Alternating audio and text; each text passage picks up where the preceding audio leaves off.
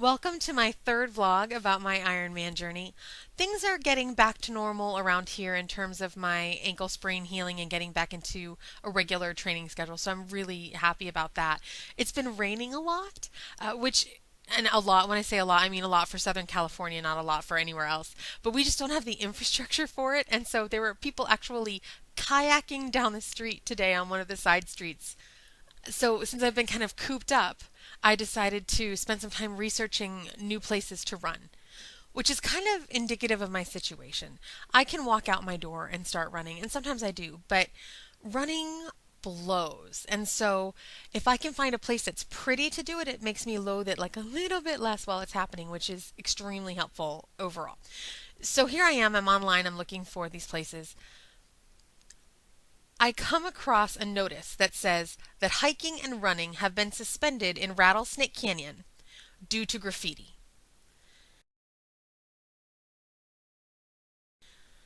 I immediately think to myself, why were hiking and running ever suggested in a place that has so many poisonous snakes that they actually just named it after them? That does not sound like a place to blow through with your iPod blasting Hamilton.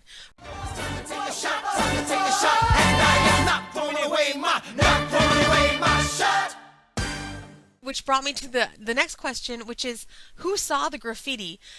If I'm running through Rattlesnake Canyon, and believe me, if I'm in Rattlesnake Canyon, I'm running because I don't know how I got there and I want to get out. There could be people physically painting graffiti. Those people could be naked and on fire, and I would never see them because the only thing I would be doing with my eyes is scanning the 3 feet directly in front of me for rattlesnakes. But this is the culture of running and triathlon, and I am a visitor to this culture. I am not a citizen at all, and so I kind of can stand back and look at their customs and say, what are you doing? Uh, you know, Last year a woman was bitten by a great white shark at a beach near me. And she's fine. Luckily, she recovered. She's running triathlons again. But I was in a triathlon forum, and people were saying what, in my mind, was very wise. Yeah, I'm not going to swim there anymore. And other people said, no, no. It's actually a good thing because statistically, it means we're even less likely to get bitten. And I was like, you know what? I like math as much as the next guy. But I personally think sharks develop a taste for neoprene, and I'm not swimming there anymore.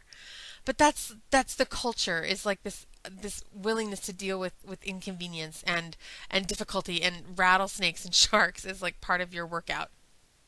Oops, I forgot to record a clever segue. We're going to talk about running shoes now. Shoe buying has always been pretty fraught for me since I was a little kid.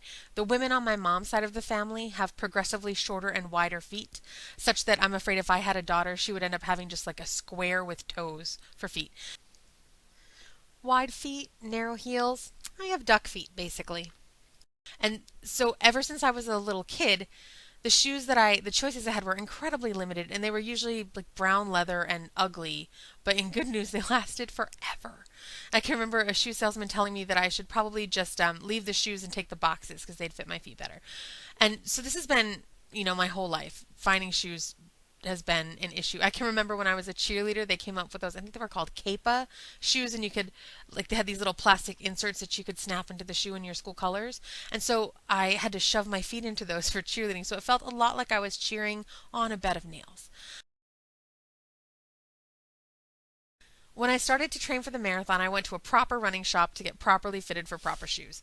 And I ended up in New Balance. And they were great in terms of making shoes that were small and wide enough for me, but not great in the fact that the soles were so stiff that it felt like I was walking in those shoes that they give toddlers to help them learn how to walk.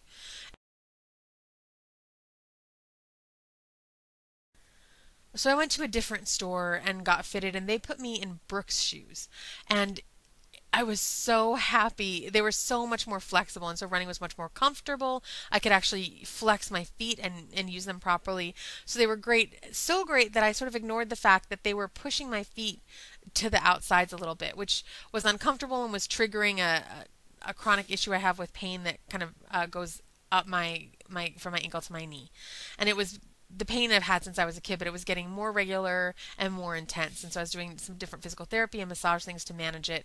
But I was just so much happier in these shoes because I could actually roll through them and like have a proper stride.